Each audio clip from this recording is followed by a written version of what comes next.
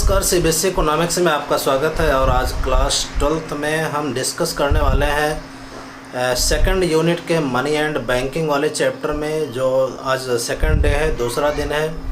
तो आज हम स्पेशली डिस्कस करेंगे बार्टर सिस्टम के बारे में और क्या क्या डिफ़िकल्टीज़ थी उस समय बार्टर सिस्टम में, उसके बारे में डिस्कस करेंगे।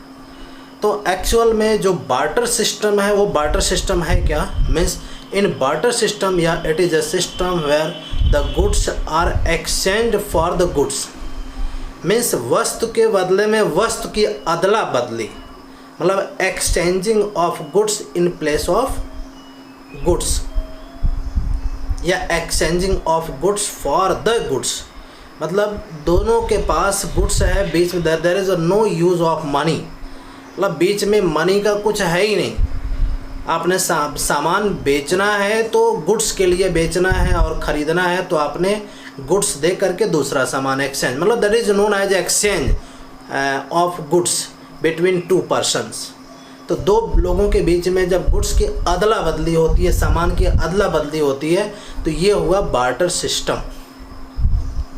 तो एक्चुअल में जो बार्टर सिस्टम है, सबसे बड़ी जो समस्या थी और इम्पॉर्टेंट प्रॉब्लम थी, उस समस्या के बारे में डिस्कस कर लेते हैं। जो सबसे बड़ी डिफ़िकल्टी ये थी कि the problem of double coincidence, Hindi में कहते हैं दोहरे संयोग का अभाव। तो दोहरे संयोग का अभाव क्या है या डबल कोइंसिडेंस की प्रॉब्लम क्या है, मैं ये कि एग्जाम्पल के थ्रू इसे आपको बताने की कोशिश करता हूँ। सपोज़ दैट हमारे पास गेहूँ है और मैं एक किसान हूँ। तो मैं किसान हूँ और मैं गेहूँ बेचना चाहता हूँ, लेकिन मुझे सपोज़ दैट घोड़ों की ज़रूरत है। तो जो घोड़े बेचने वाला है वो भी कोई ऐसा व्यक्ति होगा कि जो घोड़े बेचना चाह रहा होगा और उसके बदले में गेहूँ खरीदना चाह रहा होगा। मतलब मैं गेहूँ बेचना चाहता हूँ और उसके बदले में घोड़े लेना चाहता हूँ, और जो घोड़े बेचने वाला है, जिसके पास घोड़े सरप्लस में है, उसको चाहिए गेहूँ। तो उसे ऐसे व्यक्ति की उसे तलाश होगी कि जो उसका घोड़ा ले ले, उसे गेहूँ दे दे। और मेरे पास गेहूँ है तो मुझे घोड़े मिल जाए और मेरा गेहूँ जो एक्स्ट्रा ले ले वो। तो इसलिए कहा जाता है the problem of double coincidence. Coincidence मतलब यह एक संयोग ही होगा, मतलब this will be a coincidence that the two person, these type of two person, they will met at the time of any place। मतलब किसी एक जगह पे ऐसे दोनों व्यक्ति मिल जाएं, ये एक कोइंसिडेंस होगा, ये एक संयोग ही होगा।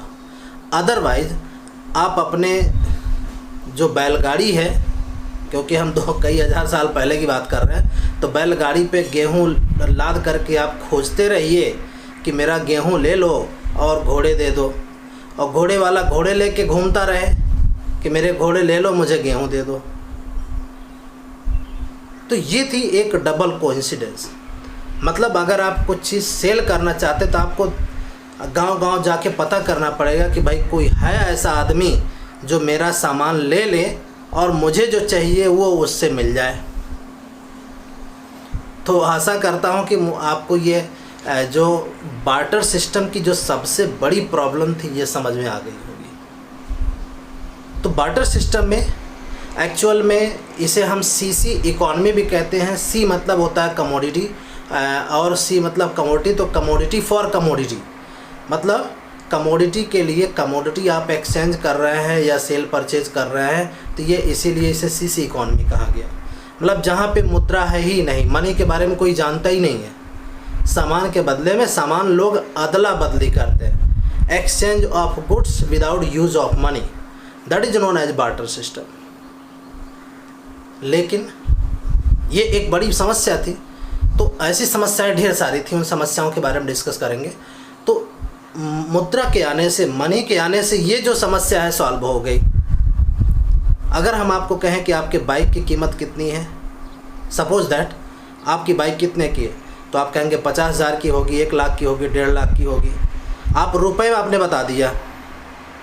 अगर मैं आपको कहूं कि आपकी बाइक के बदले में कितने कुंटल गेहूं होगा, मतलब पैसा ना हो, पैसे को भूल जाइए आप, कितने कुंटल गेहूँ की में कीमत कितनी होगी, घोड़े में कितनी कीमत होगी, गधे में कितनी कीमत होगी, गाय के संबंध में कितनी कीमत होगी, बकरियों को लेकर के कितनी कीमत होगी, चावल में कितनी होगी, गेहूं में कितनी होगी, मतलब पूरी सामान की लिस्ट बना डालिए आप। तो ये बहुत मुश्किल है। उस समय आप सोच सकते हैं कि कितनी मुश्किल रही होगी, लेकिन फिर भी इकॉनमी चल रही थी। तो आइए हम बात करते हैं कि क्या क्या प्रॉब्लम ड्रॉबैक्स जो थी वो बार्टर सिस्टम का था। वो सबसे पहले अगर हम बात करें तो double coincidence of wants he आता है। This is the big problem, this was the big problem. मतलब इस सबसे बड़ी समस्या थी कि आपके पास जो सामान है वो दूसरा कोई ले ले, और उसके पास जो एक्सेस सामान है जो बेचना चाहता है वो दोनों व्यक्तियों का मिलना संभव हो जाना। लेकिन मुद्रा आने से यह समस्या खत्म। आप अपने सामान को मुद्रा में कन्वर्ट कर दीजिए और मुद्रा से फिर जो मर्जी हो मार्केट में परचेज कर लीजिए। मुद्रा मतलब मनी। अपने सामान को पैसे में कन्वर्ट करके सामान बेच दिया, पैसा ले लिया और पैसे से मार्केट में जो मर्जी हो खरीद लीजिए, तो सारी चीज़ें आसान हो गई। मतलब ये समस्या मुद्रा के आने से, मनी के इवोल्यूशन से, जो डबल कोइंसिडेंस ऑफ वांट्स है पूरी तरह से खत्म हो गई। अब हम बात करते हैं दूसरी समस्या। दूसरी समस्या क्या थी? Lack of common unit of value.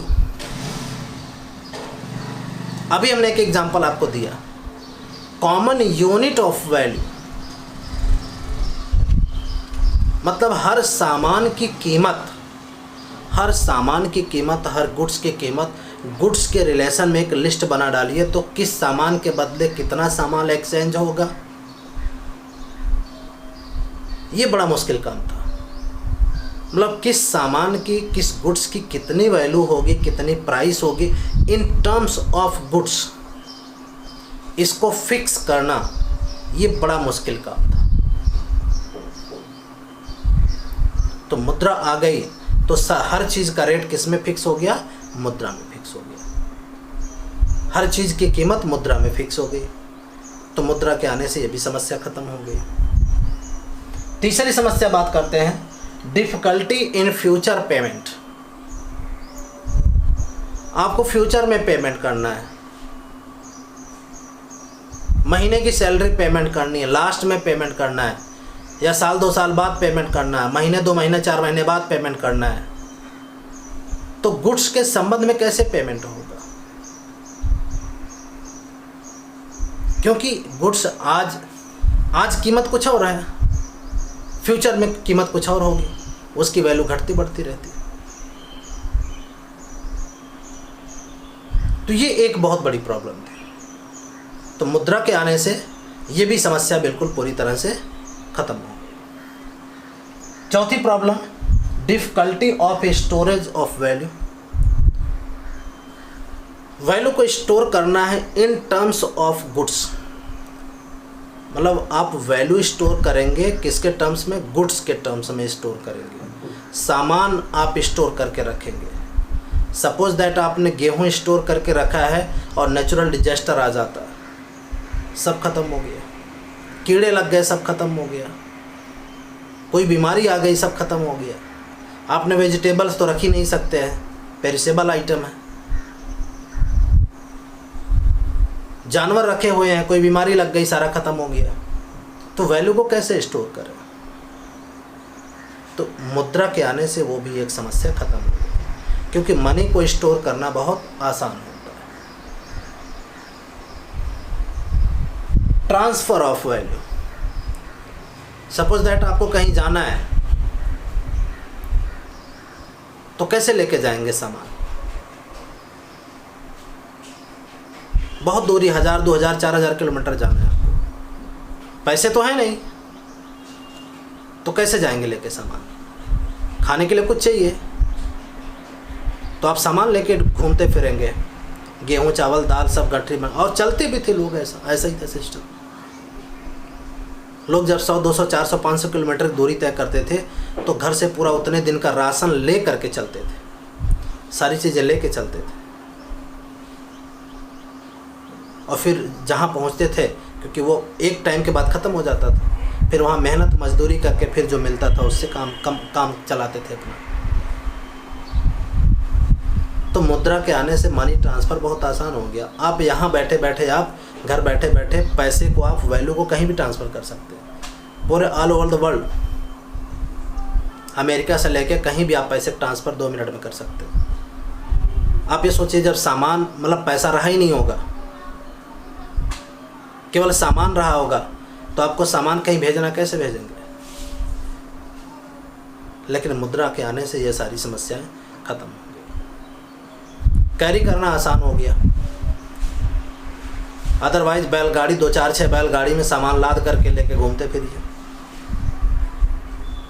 अब तो प्लास्टिक मनी हो गया, अब तो एटीएम लेके भी जाने की ज़रूरत नहीं है, पैसा लेके चलने की भी ज़रूरत नहीं है, मोबाइल फ़ोन होना चाहिए, उसी से हो जाएगा सारा काम। आने वाले फ्यूचर में क्या होगा, फिंगरप्रिंट से ही काम चल जाएगा। आप एटीएम में आप कुछ पासवर्ड याद रखेंगे और उंगली का इस्तेमाल करेंगे, सारा काम खत्म। एटीएम कार्ड की भी झंझट खत्म, मोबाइल का भी झंझट खत्म। तो ये सारी चीज़ें मनी के इवोल्यूशन से, टेक्नोलॉजी आने से जो सारी समस्याएं थी, ये ख़त्म हो गई।